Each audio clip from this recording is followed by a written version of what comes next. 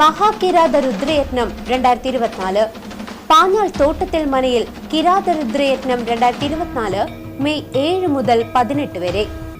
ഏവർക്കും സ്വാഗതം. സാങ്കേതിക മികവിന്റെ നിറവിൽ സീറോ കാർബൺ പഞ്ചായത്ത് എന്ന മുന്നേറ്റവുമായി പഴയന്നൂർ ഗ്രാമപഞ്ചായത്ത്. പഴയന്നൂർ ഗ്രാമപഞ്ചായത്ത് സീറോ കാർബൺ പഞ്ചായത്തായി മാറുകയാണ്. ഗ്രാമപഞ്ചായത്ത് ഓഫീസിന് മുകളിൽ സോളാർ പാനലുകൾ സ്ഥാപിച്ചാണ് ലക്ഷ്യം കൈവരിക്കുന്നത്. 65 ലക്ഷത്തോളം രൂപ ചിലവഴിച്ച് പഞ്ചായത്തിന് ലഭ്യമായ ഫണ്ട് ഉപയോഗിച്ചാണ് നിർമ്മാണം.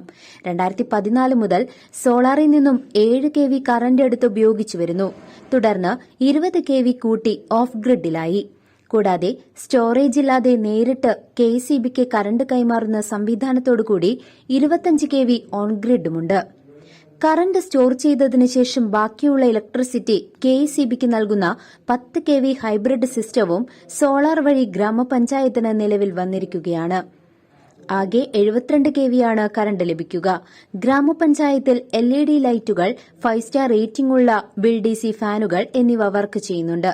കൂടാതെ 8.5 ടൺ ശേഷിയുള്ള ACയും ഉപയോഗിക്കുന്നു.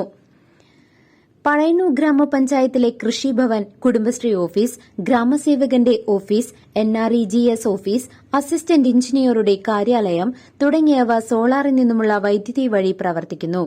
ഇപ്പോൾ ഗ്രാമപഞ്ചായത്തിൽ നിന്നും KECBയിലേക്ക് കൊടുക്കുന്ന വൈദ്യുത ചാർജ് ഫിക്സഡ് ചാർജായ 450 രൂപ മാത്രമാണ് എന്നറിയുമ്പോൾ സോളാറിൽ നിന്നുമുള്ള വൈദ്യുതി മിച്ചം എത്രത്തോളമാണെന്ന് തിരിച്ചറിയുവാൻ സാധ്യമാണ്. സോളാറിൽ നിന്നുമുള്ള വൈദ്യുതി ഉപയോഗിക്കുന്ന പ്രൊജക്ടിന്റെ ഉദ്ഘാടനം സമീപ ദിവസങ്ങൾക്കുള്ളിൽ നടത്തുവാനാണ് ഗ്രാമപഞ്ചായത്ത് അധികൃതർ ലക്ഷ്യമിട്ടിട്ടുള്ളത്. ലക്ഷങ്ങൾ വൈദ്യുത ബില്ലിലൂടെ പോകുമ്പോൾ വൈദ്യുതി മിച്ചമുണ്ടാക്കി ലാഭം കണ്ടെത്തുകയാണ് ഗ്രാമപഞ്ചായത്ത്. ഇതിലൂടെ മറ്റ് ഗ്രാമപഞ്ചായത്തുകൾക്ക് മാതൃകയാവുകയാണ് പഴയന്നൂർ ഗ്രാമപഞ്ചായത്ത്. CCV news, Pazhayannur.